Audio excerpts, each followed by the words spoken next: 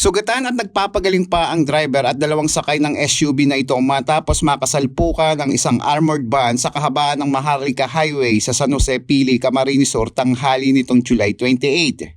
Patungo umanong Naga City ang SUV habang patungo naman sa direksyon ng Pili ang armored van nang bigla na lang salpukin ng SUV ang armored van. Halos mayupi ang SUV na ito na nasa likuran ko. Matapos itong makabanggaan ng isang armored car sa kahabaan ng Maharlika Highway, Barangay San Jose, Pili, Camarines Sur. Ayon sa mga nakasaksi, may kabilisan ang takbo ng sasakyan na ito. Kahapon po, around 10 a.m., mag-11 a.m. po yon. Etong Toyota Rush, tapos yung Armor po, nagbanggaan sila.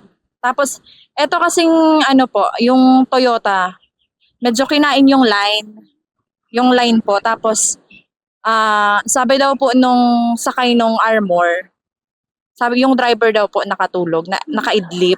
Ayon kay Police Captain Lisa Jane Altesa, Public Information Office ng Camarines Sur Police Provincial Police Office, posible umanong may iniwasan na sasakyan ang SUV na naging dahilan sa pagbangga sa armored van.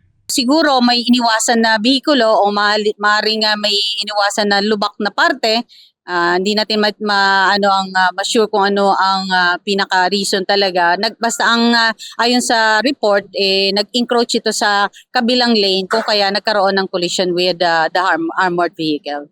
Paalala ng kapulisan sa mga motorista na huwag ugaliin ang pagmamaneho ng nakainom upang maiwasan ang aksidente. Paalala lang namin sa mga driver at motorista, kapag po kayo ay nakainom, wag na pong mag-drive. At kung kayo po ay magda-drive, wag po kayong uminom. And sana po ay maiwasan din po natin din natin yung mga aksidente kung tayo po ay sumusunod sa batas trapiko. Eli Balbin, CSN.